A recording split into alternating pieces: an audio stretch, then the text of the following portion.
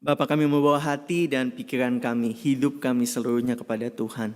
Pagi ini kami siap untuk merenungkan, disapa, ditegur, dihibur, dikuatkan. Bapa, berbicaralah kepada kami lewat firman-Mu dan kami siap untuk mendengar. Pakai juga hamba-Mu, ampuni segala dosanya dan layakkan dia untuk menjadi alat di tangan-Mu. Sehingga setiap kami boleh mengerti panggilan hidup kami, boleh diteguhkan, boleh diarahkan, dan boleh terus dipimpin supaya semakin hari kami boleh makin serupa Kristus. Terima kasih Bapa. Kami serahkan beberapa waktu ke depan ini, Roh Kudus melawat setiap kami. Dan di dalam nama Tuhan Yesus kami berdoa. Amin. Silakan duduk Bapak Ibu Saudara sekalian. Shalom. Agak dingin ya Bapak Ibu. Boleh pemanasan dikit gitu biar nggak kaku. Bapak Ibu Saudara sekalian, kita lanjut lagi Ibrani 11. Minggu lalu telah disampaikan bagaimana kita semua diajak untuk tetap tekun dalam iman. Dan saya pikir di masa-masa ini tidak ada pengingat yang lebih relevan lagi daripada yang baru saja kita dengar. Ketekunan di dalam Tuhan bukanlah sesuatu yang mudah, apalagi untuk dijaga dengan konstan. Ada tantangan internal, kemalasan, kejenuhan, kemarahan, kebencian yang dipendam, pengabaian, maupun tantangan eksternal. Buat saudara-saudara kita di negara tertentu, penganiayaan menjadi tantangan eksternal. Buat kita yang cukup nyaman di sini, mungkin justru itu jadi tantangannya. Kenyamanan, jaminan sosial bisa jadi tantangan untuk bikin kita tidak lagi merasa butuh Tuhan. Bikin kita tidak lagi merasa perlu bergantung kepada Tuhan. Ada pemerintah kok. Dan oleh karena itu di Ibrani 10 ayat 25 dikatakan, marilah kita di tengah kondisi ini boleh saling menasehati dan semakin giat untuk menasehati menjelang hari Tuhan yang mendekat. Bapak Ibu Saudara sekalian, berulang kali kita diingatkan bahwa kita ini seperti bara. Jika kita sendiri, kita akan padam. Jika kita mengabaikan nasihat, kita mengabaikan persekutuan. Faktanya, sebagian besar orang tidak meninggalkan gereja dalam satu kesempatan. Hal itu selalu bertahap. Diawali dengan komitmen yang bolong-bolong. Dari bolong-bolong lalu jadi non-komitmen. Dari non-komitmen menjadi lesu. Dan dari lesu menjadi lumpuh. Pada akhirnya lumpuh tidak beda dengan kematian. Seremnya lagi karena dalam setiap tahap itu, pergeseran itu, kita tidak merasa kita sedang menurun. Tidak merasakan penurunan itu. Yang kita rasa adalah nggak apa-apa, saya lagi sibuk aja, nanti bakal balik kok.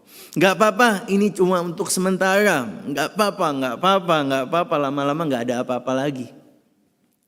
Namun penegasan yang saya pikir setiap kita harus dengar, diingatkan di bagian terakhir, bagian khotbah yang lalu, di ayat 39. Tetapi kita bukanlah orang-orang yang mengundurkan diri dan binasa. Tapi kita adalah orang-orang yang percaya. Dan kita adalah orang-orang yang beroleh hidup. Amin. Kita bukan orang yang mengundurkan diri. Kita punya iman dan kita akan terus tekun. Kita berjuang untuk tetap setia mengikut Tuhan.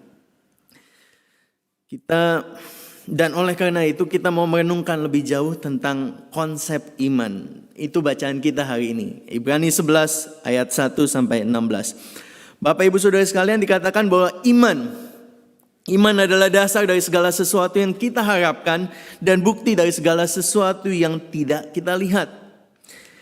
Dari definisi ini, iman dan harapan dibedakan. Meskipun kedua konsep ini terkait erat. Paulus di 1 Korintus 13 juga menyatakan 3 serangkai kebajikan Kristen. Iman, harapan, pengharapan, dan kasih. Ada 3 hal yang penting dalam iman kita. Saya mulai dengan konsep harapan dulu. Apa arti kata harapan? Biasanya kalau kita pakai kata harapan, ini menjelaskan keinginan hati akan apa yang kita harap terjadi. Misalnya, semoga besok nggak hujan, soalnya saya mau lihat Vivid Sydney gitu. Itu harapan Bapak Ibu Saudara sekalian ya. Sah-sah saja harapan yang demikian, tapi tanpa jaminan atau kepastian malah sia-sia. Apalagi kalau kita lihat forecastnya, ramalan cuacanya, besok hujan. Harapan jadi makin percuma. Nah, ketika Alkitab bicara tentang harapan, nuansanya sama sekali berbeda 180 derajat. Dikatakan di Ibrani 6 ayat 19, pengharapan itu adalah sauh yang kuat dan aman bagi jiwa kita. Dengan kata lain, harapan adalah hasrat kita akan kejadian di masa depan yang pasti. Pasti. Kalau Alkitab ngomong harapan itu sesuatu yang pasti. Berbeda dari yang tadi, semoga besok tidak hujan. Kok bisa pasti? Kita masuk ke konsep tentang iman. Dikatakan bahwa iman adalah dasar. Dasar itu berarti kalau bikin rumah, pondasi, landasan, sesuatu yang kokoh yang bisa dibangun di atasnya. Iman adalah dasar dari harapan kita. Kita dapat berharap kelak akan terwujud seperti yang Alkitab sampaikan karena dasar iman kita. Harapan kita pasti karena dasar iman kita. Harapan kita bukan sekedar angan-angan, mimpi di siang bolong, fantasi, atau proyeksi keinginan dari mimpi yang kosong.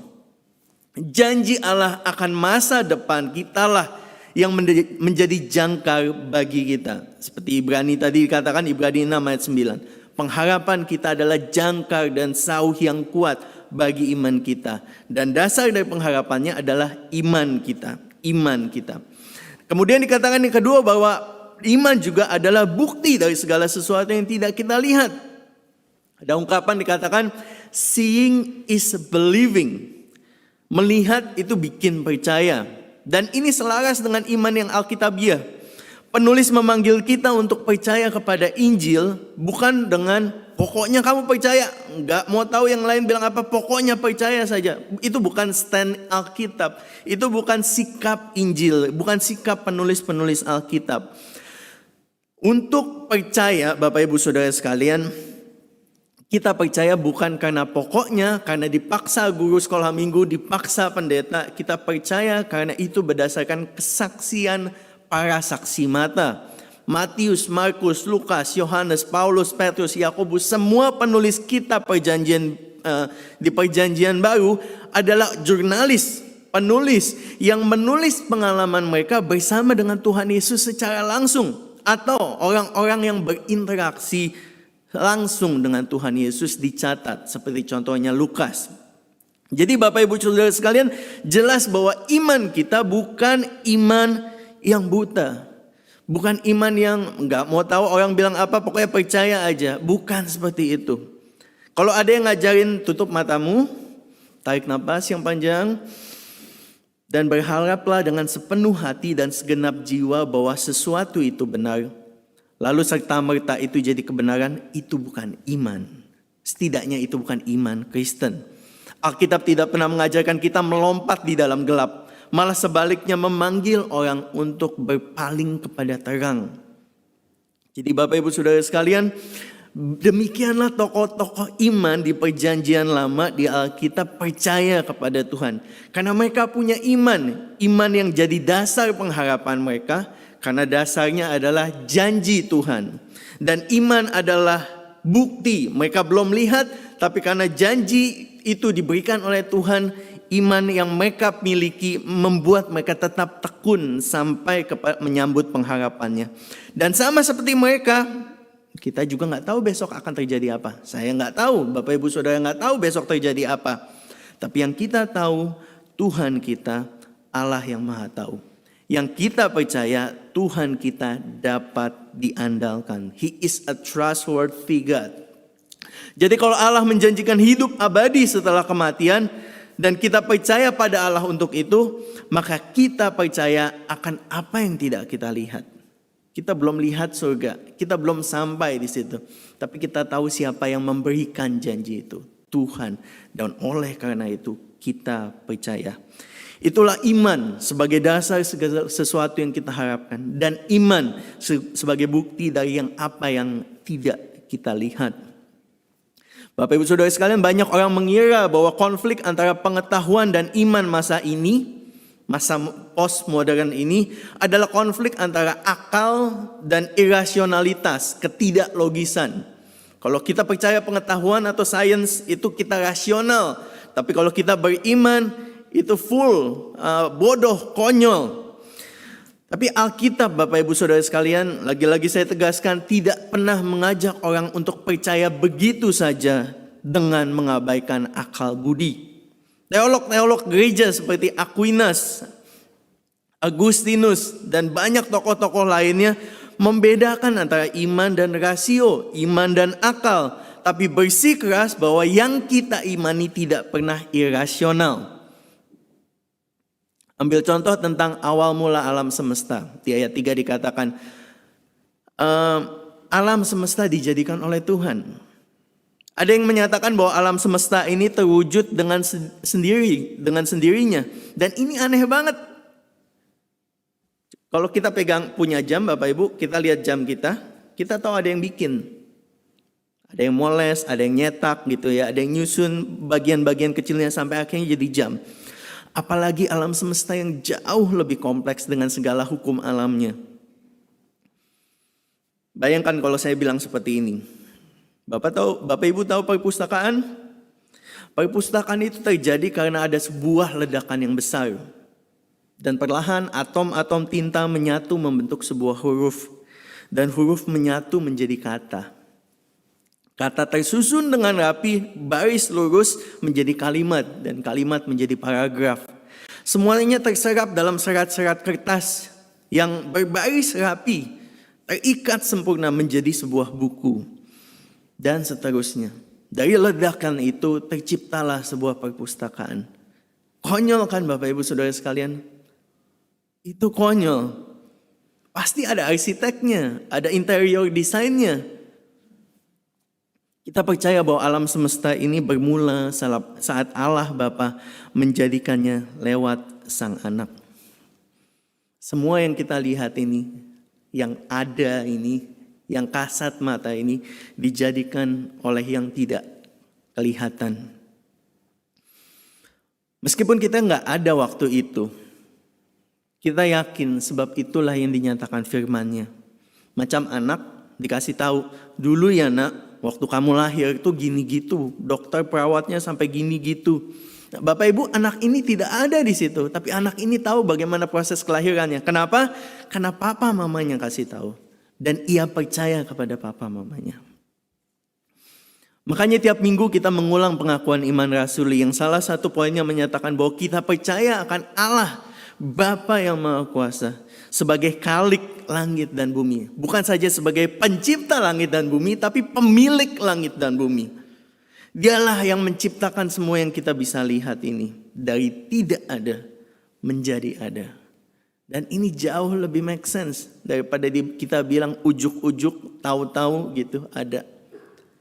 Coba Bapak Ibu siapkan satu vakum, satu toples dibikin vakum. 1000 tahun lagi di dalam toples itu ada sesuatu enggak? Enggak bakal ada karena vakum. Dan demikianlah alam semesta.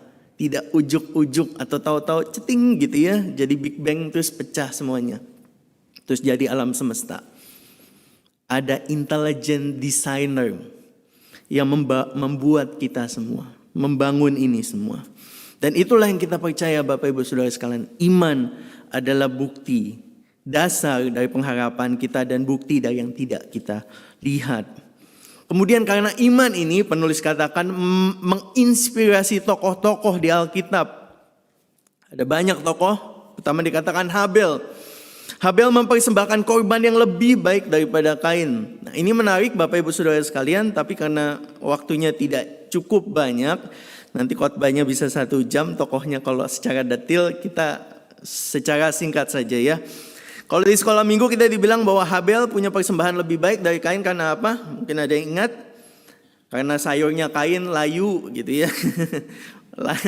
udah nggak segar gitu ya. Kalau punya Habel bagus gitu ya. Nah, Bapak Ibu Saudara sekalian, penjelasan singkat yang lebih tepat mungkin adalah karena Habel mengorbankan darah lewat anak sulung kambing dombanya. Dan oleh korban tersebut Allah berkenan. Siapa yang ngajarin? Papa mamanya di Kejadian 4. Karena waktu papa mamanya diusir dari Taman Eden, dikatakan bahwa Allah mengorbankan kambing dan domba. Dan ini selaras dengan konsep yang penulis Ibrani, bagaimana untuk menghadap Allah kita harus mengorbankan kambing, domba atau anak domba Allah yang sejati itu. Jadi karena iman, Habel masih berbicara sekalipun ia sudah mati. Iman para martir Allah tidak pernah dapat dibungkam karena terus mengumandangkan kesaksian. Dan ini dipakai Allah untuk menyatakan kebenaran, menggugah orang yang mendengarnya. Henokh menjadi teladan iman berikutnya, sebab tanpa iman dikatakan tidak mungkin seseorang berkenan kepada Allah. Kalau kita tidak punya iman, kita tidak mungkin berkenan kepada Allah. Dan Henokh menjadi contoh bagaimana seseorang hidup berkenan kepada Allah. Bagaimana? Dengan bergaul dengan Allah, berjalan bersama dengan Allah. Dan karena itu ia diberikan upah, tidak mengalami kematian. Dia diangkat dan tidak ada lagi di Kejadian dikatakan. Bukan kan tidak ada upah yang lebih baik bagi orang-orang yang sungguh mencari Allah selain berkumpul kembali bersama dengan Allah. Dan itu yang dialami oleh Henokh. Karena imannya dia kembali berkumpul bersama-sama dengan Allah. Nuh dengan taat mempersiapkan bahtera yang menyelamatkan keluarganya. Bertahun-tahun dia bikin, pasti ada cemoohan, hujatan, hinaan dari orang-orang yang melihat Nuh. Dan saya yakin selama dia bikin kapal, dia juga bilang, ayo ikut aku. Tuhan mau kirim penghukuman untuk dunia. Nuh menginjili, menyatakan bahwa Allah marah terhadap dunia ini dan mau menghapus semuanya. Tapi tampaknya tidak banyak yang mendengarkan. Dia terus ditolak, dicemooh dalam penginjilannya pada waktu itu. Tapi karena Nuh menempatkan imannya bukan pada pendapat orang lain, ia bertekun. Dan sambil hari berganti bulan, bulan berganti tahun, tahun berlalu, pengabaian akan Nuh yang dilakukan oleh mereka menggiring mereka kepada penghukuman mereka sendiri. Sebaliknya, Nuh ia menerima kebenaran sesuai dengan imannya, ia diselamatkan. Abraham dengan percaya penuh berangkat dengan tidak mengetahui tempat yang ia tuju. Bayangannya kan kayak misalnya ada teman ngajak kita, jalan yuk, kemana? Nggak tahu, pokoknya jalan aja. Kita was-was gitu ya, mau nyiapin baju berapa banyak gitu ya, apa aja mau disiapin, ini mau jalannya cuman 5 km, 50 km atau 5 hari, 5 minggu gitu kan. Abraham dengan percaya penuh berangkat dengan tidak mengetahui tempat yang ia tuju. Bapak Ibu Saudara sekalian, Abraham bukanlah seorang prospektor, seorang pencari harta karun berdasarkan legenda tentang gua persembunyian tempat hasil bajak laut mengumpulkan jarahannya. Dia tidak berandai-andai, dia berangkat, dia pergi karena dia tahu siapa yang meminta. Tuhan berjanji untuk menunjukkan tempat itu. Dan dia mempercayai Tuhan untuk apa yang belum dia lihat. Dan dengan demikian dia menjadi bapa orang beriman. Sarah beroleh kekuatan untuk menurunkan anak cucu walaupun usianya sudah lewat. Dan sama seperti Abraham suaminya, Sarah percaya bahwa yang memberikan janji itu setia. Itu yang dilakukan Sarah, yang mengerti betul arti sulitnya memiliki anak meskipun ia sudah sangat menginginkannya. Tapi karena dia tahu Tuhan yang janji, tidak ada sesuatu pun yang mustahil bagi Tuhan. Dan seseorang yang setia akan berserah penuh kepada Dia yang sangat setia, yang sangat layak dipercayai secara mutlak. Dan Sarah percaya, beriman kepada Allah. Bapak Ibu Saudara sekalian, apakah Abraham, Sarah, Ishak melihat penggenapan harapan mereka? Tidak. Dikatakan di ayat 13, mereka telah mati sebagai orang-orang yang tidak memperoleh apa yang dijanjikan itu. Kalau kita baca begini, bagian terakhir ini tampak menyedihkan, bukan? Abraham sudah meninggalkan, dia ngungsi gitu ya. Bawa semua yang dia punya ke satu tempat yang gak jelas. Sampai mati bersama dengan Sarah dan Ishak, mereka tidak melihat apa yang Tuhan janjikan. Tanah perjanjian, keturunan yang seperti pasir dan bintang. Kalau dibaca begini, Kan namanya tragis ya. Sudah habis-habisan, sudah all out, tapi nggak ada buahnya. Jika ujungnya berakhir begitu saja, tentu kita adalah orang yang paling malang dari semua manusia, bukan? Karena kita percaya kepada Tuhan Yesus, kata Paulus. Kita orang yang paling malang.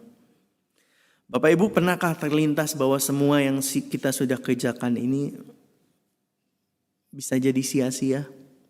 Semua yang kita kerjakan karena iman kita. Perjuangan kita untuk keluar dari zona nyaman, untuk bertumbuh dalam iman. Invest waktu, invest emosi, invest energi untuk membangun sesama, membangun orang lain. Pelayanan kita sudah capek seharian kerja masih harus ke gereja untuk rapat, untuk latihan. Upaya kita lewat mesbah keluarga supaya anak-anak bisa kenal Tuhan dan menghargai Tuhan lebih dari semua yang lain di tengah dunia yang sekuler ini, Sydney yang sekuler ini. Penolakan kita dari ajakan atau godaan teman-teman di kampus yang menggiurkan. Dianggap bodoh karena bentar lagi tax return. Dianggap bodoh karena kejujuran kita dalam tax return. Semua hal yang kita kerjakan karena iman kita define what we do. Semua itu apakah seandainya sia-sia? Pernahkah Bapak Ibu Saudara memikirkannya? Apa jadinya kalau kita sudah all out tapi seakan tidak ada buahnya? Kayak Abraham mati tanpa melihat apa yang dia dijanjikan kepadanya. Kabar baiknya Bapak Ibu Saudara sekalian, iman Kristen tidak berfokus pada yang kelihatan. Paulus dalam Kolose 3 ayat 2 mengatakan demikian. Pikirkanlah hal-hal yang di atas, bukan yang di bumi. Tuhan Yesus sendiri bilang, janganlah kamu mengumpulkan harta di bumi. Di bumi ngengat dan karat merusaknya dan pencuri membongkar serta mencurinya. Tetapi kumpulkanlah bagimu harta di surga. Di sana ngengat dan karat tidak merusaknya dan pencuri tidak membongkar serta mencurinya. Alkitab berkali-kali menyatakan bahwa tindakan iman kita akan berarti bahkan hingga puluhan, ratusan ribu tahun ke depan. Karena it matters. Iman kita matters Bapak Ibu Saudara sekalian. Gak ada yang sia-sia ketika kita kerjakan dalam iman kita bagi Tuhan. Ada upaya yang jauh lebih baik sebab kalau tidak mendingan kita makan, kita minum, kita senang-senang. Karena toh akhirnya adalah kematian bukan? Kita percaya bahwa kisah tokoh-tokoh iman tadi tidak tragis. Karena dunia ini bukan akhirnya. Ini bukan akhir yang ultimat. Perhatikan bagaimana iman membawa kontras saat dua tokoh ini menghadapi kematian. Yang satu namanya Robert Ingersoll. Beliau adalah dosen Universitas Kristen yang meninggal tahun 1899. Pemikirannya cemerlang, dosen yang baik, tapi pikiran yang cemerlang itu diabdikan, dipakai untuk menyangkal kekristenan. Tahun 1899 ia mati secara tiba-tiba dan membuatnya seperti keluarga pada umumnya kalau tiba-tiba hancur. Begitu sedih istrinya sehingga tidak bisa melepaskan jenazah Ingersoll. Baru ketika kondisinya mulai mengganggu orang-orang yang di dalam rumah, akhirnya jenazah itu dikeluarkan dari rumah dan dikremasi. Upacara pemakamannya menjadi pemandangan yang begitu suram dan membuat tawar hati. Sampai-sampai tidak lepas dari komentar surat kabar. Kematian Ingersoll datang tanpa harapan dan hanya menyisakan tragedi yang tidak dapat dipulihkan. Unclosure tragedy. Tokoh berikutnya mati pada tahun yang sama 1899 adalah Dwight L. Moody. Seorang pendeta, seorang pengkhotbah penginjil Kristen. Kondisinya terus memburuk beberapa waktu belakangan dan pada hari terakhirnya, pada pagi terakhirnya, dikatakan putranya mendengar Moody berseru, "Bumi makin pudar. Surga terbuka, Tuhan memanggil." Moody bilang, anaknya Will bilang, ayah sedang bermimpi. Tapi Moody menjawab, "Tidak Will, ini bukan mimpi. Aku berada di gerbang dan melihat wajah anak-anak. Moody tampak kuat sebentar, tapi kemudian lemas kembali. Apakah ini kematian? Katanya. Ini tidak buruk, tidak ada lembah. Ini kebahagiaan, ini mulia.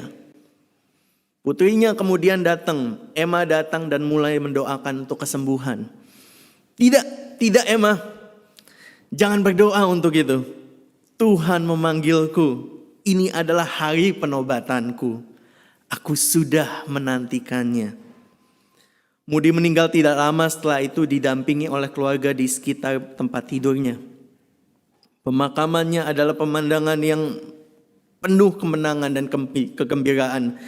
Mereka yang hadir menyanyikan himne memuliakan Tuhan. Di manakah maut sengatmu? Di manakah maut kemenanganmu? Kontras bukan?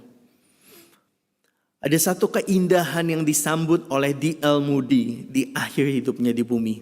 Yaitu bahwa Allah yang tidak malu disebut Allah mereka. Karena ia telah mempersiapkan sebuah kota bagi mereka. Bapak Ibu Saudara sekalian, saya pikir ini ending yang indah. Ending yang paling indah. Ketika kita tahu Allah yang maha kudus, yang penuh dengan kemuliaan, yang penuh dengan anugerah, menyambut kita. Dan dengan tidak malu menyambut kita sebagai orang-orang yang beriman kepadanya. Kita yang masih tinggal di dunia ini. Bersama dengan Abraham, Sarah dan Ishak. Tokoh-tokoh iman lainnya. Kita ini dikatakan seperti melihat dari jauh. Melambai-lambai. Kita sadar kita orang asing. Kita sadar kita ini pendatang. Dan kita merindukan suatu tanah air yang lebih baik. Tanah air surgawi. Oleh karena itu Bapak Ibu Saudara sekalian, mari bertekun dalam iman. Mari rangkul kanan kiri kita. Hidup sedemikian rupa hingga orang bisa melihat bahwa jemaat IPC tidak hidup untuk kesenangan dan kegemilangan yang semu. Kita tahu what matters, what will last forever. Dan kita hidup untuk itu. Mari bertekun dalam iman sehingga nanti kita dengan mantap dapat berkata sama seperti Paulus. Sekarang telah tersedia bagiku mahkota kebenaran yang akan dikaruniakan oleh Tuhan Hakim yang adil pada harinya. Tapi bukan kepadaku saja, tapi pada semua orang yang merindukan kedatangan Tuhan. Biar kita boleh tetap teguh, tetap bertekun, melihat dengan yakin. Amin. Mari kita berdoa.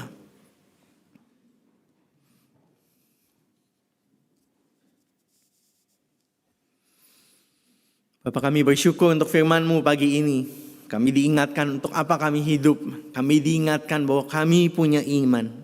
Iman yang Tuhan titipkan, Tuhan berikan kepada kami. Iman yang membuat kami yakin bahwa meskipun kami tidak lihat, tapi itu pasti terjadi. Karena kami tahu Engkau, siapa Engkau yang memberikan janji itu. Tolong kami Bapa, boleh kami tetap setia, boleh kami tetap tekun, boleh kami tetap giat dan bersemangat di tengah tantangan dunia yang bikin kami untuk menomorduakan Tuhan, menomorduakan hal-hal yang Tuhan anggap penting. Bapa, kami berdoa untuk setiap kami, baik di tempat ini maupun yang di rumah, yang mengikuti dari rumah. Supaya Roh Kudus boleh terus mendorong kami. Kami boleh tetap giat, saling menasihati, saling bersekutu bersama. Menjelang hari Tuhan yang berdekat. Sehingga nanti kami boleh ikut masuk dan kami boleh disambut. Terima kasih Bapa. Terima kasih untuk tempat tanah air yang Tuhan sudah sediakan bagi kami yang merindukan Engkau. Bantu kami, tolong kami terus. Bapa, kami mau berdoa untuk setiap kami, pergumulan kami dalam keluarga, dalam tempat kerja, dalam sekolah atau universitas. Tolong kami Bapa, supaya kami boleh tetap memuliakan Tuhan. Bantu kami Bapa. Kami berdoa untuk pergumulan-pergumulan kami. Tuhan tolong kasih kami kesabaran. Tuhan tolong kasih kami kasih kepada satu sama lain. Tuhan tolong kasih kami perspektif Tuhan dalam melihat masalah kami. Sehingga ketimbang putus asa, kami bisa lihat dengan iman dan percaya Tuhan bersama kami, Tuhan yang akan tolong kami. Bapak, kami berdoa untuk setiap saudara-saudara kami yang lagi sakit, yang sedang lemah tubuh, yang sedang dalam pemulihan. Tuhan jamah, Tuhan pulihkan. Kami berdoa juga untuk saudara-saudara kami yang sedang berduka karena kehilangan saudara, kerabat, kekasih mereka. Tuhan hiburkan, penghiburan Tuhan nyata, dan kami akan berkumpul nanti pada waktunya. Terima kasih Bapak, kami membawa semua doa ini dengan menutup dengan doa yang Tuhan Yesus ajarkan. Bapa kami yang di surga, dikuduskanlah namamu, datanglah kerajaanmu, jadilah kehendak-Mu di bumi seperti di surga.